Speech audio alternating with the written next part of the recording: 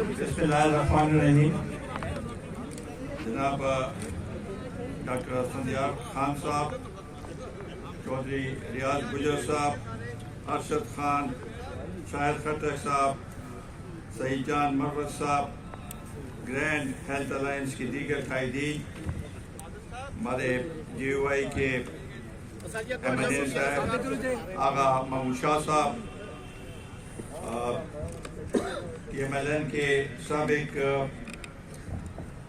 M N اے انجم وکیل صاحب, اور یہاں پر موجود پمس کے ڈاکٹر صاحبان, نرسز, معزز خواتین و حضرات, مختلف یونینز کے قائدین, میں سب سے پہلے تو آپ کے ساتھ یہاں پر آ کے یکجہتی کا مظاہرہ کرنا چاہتا ہوں کہ آپ لوگ 24 دن سے یہاں پر احتجاج میں بیٹھے ہوئے ہیں اور کوئی سننے والا نہیں, کوئی پوچھنے والا نہیں, کوئی یہ نہیں پوچھتا کہ آیا اتنا بڑا ہاسپٹل جس کا ایک نام ہے, جس کا ایک مقام ہے, جس کو آپ لوگوں نے یہ مقام دیا, آپ لوگوں نے اس کو پاکستان کے سطح پہ ایک روشن مثال قائم کی اس ہسپتال کی. آج اس ہاسپٹل کو جس طریقے سے اور جس انداز سے اس کو کارپوریٹائز کیا جا رہا ہے, نجی شعبے میں دیا جا رہا ہے, یہ میں سمجھتا ہوں کہ بہت افسوس کی بات ہے. پمس نے اپنی کارکردگی خود دکھائی ہے, اور یہاں پر جو بھی آیا ہے, جس صوبے سے بھی آیا ہے, جس علاقے سے بھی آیا ہے, ان کی بھرپور مدد کی. مجھے یاد ہے جب 2005 میں جب زلزلہ آیا ناردرن ایریاز میں, تو پمس ہسپتال نے جو کردار ادا کیا وہ ایک مثالی کردار تھا. اسی طریقے سے اب یہ جو کرونا کا وبا ہے, اس میں بھی پمس ہسپتال نے اپنا ایک مثالی کردار ادا کیا ہے. ہم آپ سب کے مشکور ہیں. مجھے پتہ ہے کہ بہت سے ہمارے ہیلتھ سروسز کے بہت ہی اچھے ڈاکٹرز, نرسز, انہوں نے اپنی جان کی بازی لگائی, اور لڑتے لڑتے لوگوں کو وہ مسیح کے کردار ادا کرتے ہوئے, لوگوں کو بچاتے ہوئے اپنے جان کا نذرانہ پیش کیا. میں سلام پیش کرتا ہوں سب لوگوں کو. یہی ایک شعبہ ہے جہاں پر ہم سمجھتے ہیں کہ یہ شعبہ, یہاں پر جو کام کرنے کے والے لوگ ہیں, ڈاکٹرز ہیں, نرسز ہیں, جتنے بھی نرسنگ سٹاف ہے, ان کی مرضی کے مطابق, ان کی منشا کے مطابق ایک سسٹم ادھر ہونا چاہیے. اب تک یہ چلتا رہا ہے صحیح سمت میں, لیکن موجودہ حکومت جو سمجھتی ہے کہ پاکستان میں وہ ایک نیا نظام لانا چاہتے ہیں, نیا پاکستان بنانا چاہتے ہیں, اس سے آپ نے دیکھا ہے کہ 2.5-3 سال ہو گئے ہیں. ان کی کارکردگی کی کیا ہم مثال دیں. جس چیز کو بھی ہاتھ لگایا انہوں نے اس کو تباہ کر دیا. یہ ایم ٹی آئی کا جو یہاں پر وہ شروع کر رہے ہیں, ہمارے صوبے میں خیبر پختونخوا میں 7 سال سے یہ سسٹم جاری ہے وہاں پر جو سینئر ڈاکٹر تھے، جو قابل ڈاکٹر تھے، وہ سب انہوں نے استعفے دے کے گورنمنٹ سروس چھوڑ دی. ایک شخص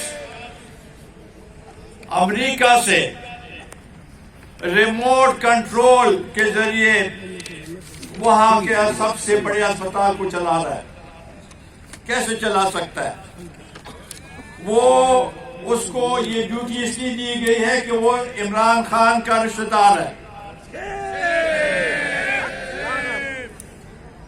اور جو موجودہ اسپیشل اسسٹنٹ ہیں فیصل صاحب، یہ جو خیبر ٹیچنگ ہاسپٹل ہے اس کے بورڈ آف گورنر کے چیئرمین تھے. اور آپ سب کو معلوم ہے، مجھے افسوس ہے کہ اس کو اتنا زیادہ ہائی لائٹ ہم نہیں کر سکے، کرنا چاہیے تھا. عمران تو کہتا ہے کہ کرونا سے بچو. وہاں پر خیبر ٹیچنگ ہاسپٹل میں آکسیجن نہ ہونے کی وجہ سے، یہ تو کہتے ہیں 6 لیکن وہ اس سے زیادہ ہیں، تقریباً 13 کے قریب لوگوں کے جانے گئی ہیں، کیونکہ وہاں پر آکسیجن موجود نہیں تھا. اس کے لیے انکوائری بٹائی گئی. ایک انکوائری ہوئی، بورڈ آف گورنر نے انکوائری مقرر کی. ایک انکوائری نے نیچے جو لو گریڈ کے 3 4 5 لوگوں کو قربانی کا بکرا بنایا. شور مچایا ہم نے تو ایک اور انکوائری مقرر کر دی، لیکن اس کا بھی کوئی نتیجہ نہیں نکلا. یہاں پر یہی ہوتا ہے، سیمنٹ کا ہو، گندم کا ہو، پیٹرول کا ہو، کمیشن بنتی ہے، پھر انکوائری بنا دی جاتی ہے، کچھ نہیں بنتا. یہ سب مافیا انہی کے اندر، ان کے ارد گرد جو لوگ ہیں عمران خان کے، وہ سب مافیا میں ملوث ہیں. اور ان کا احتساب ہونا چاہیے، اور کڑا احتساب ہونا چاہیے. یہ کیسے ہو سکتا ہے کہ اس اسپتال کو، یہ تو مجھے یاد ہے کہ جاپان کی مدد سے یہ اس ہسپتال میں انہوں نے بہت مدد کی، اور یہ ایک مثالی اسپتال بنایا گیا. آج یہاں پر بھی وہی حربہ استعمال کیا جا رہا ہے. اگر MTI آپ جائیں، ایک وفد لے کے پشاور جائیں، وہاں کے اسپتالوں میں جا کے پوچھیں ان سے کہ آیا یہ سسٹم کامیاب ہے، وہ سب آپ کو کہیں گے کہ ناکام ہے. جب ایک سسٹم ناکام ہے تو وہ اس پنس پہ کیوں مسلط کیا جا رہا ہے، یہ ہم پوچھنا چاہتے ہیں. یہ ہم نہیں ہونے دیں گے انشاءاللہ تعالی. آپ لوگوں کی دعاؤں سے عوامی قوت یہ ہے، وہ جو لوگ وہاں پر بیٹھے ہوئے ہیں دفتروں میں، وزیر اعظم کے ارد گرد، وہ اس ملک کو تباہ کرنا چاہتے ہیں. ہم اس ملک کے رہنے والے ہیں، اور اس ملک کی عوام کی جو خواہشات ہیں اس کے مطابق اس ملک کو چلانے کی ضرورت ہے. اگر آپ اپنے منشا کے مطابق ایسے کام کریں گے جس سے لوگوں کو فائدہ نہ ہو بلکہ نقصان ہو، تو اس سے یہ ملک آگے نہیں جا سکے گا. آج اگر ہماری اقتصادی صورتحال خراب ہے، آج اگر غریبوں کو آٹا نہیں مل رہا، چینی نہیں مل رہی، ابھی تو سوئی گیس بھی نایاب ہو گیا، یہ سب ان کی غلطیوں کی وجہ سے اس ملک کو ان لوگوں سے چھٹکارا حاصل کرنے کے لیے PDM کے فورم پہ ہم اگر نکلے ہیں تو کوئی اپنے مفاد کے لیے نہیں نکلے. اپنے کسی حکومت میں آنے کے لیے نہیں نکلے. اگر ہم نکلے ہیں تو عوام کے جو مشکلات ہیں، تو یہ سلیکٹڈ حکومت جو کہ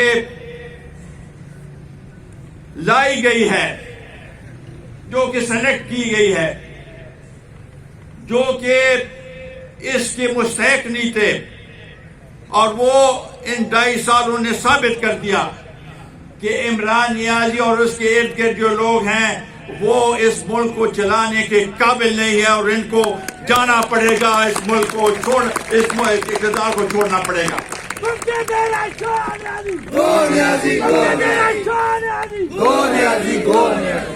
اسی طریقے سے جو خبر آ رہی ہے کہ یہاں پر جو بورڈ آف گورنرز کا جو چیئرمین جس کو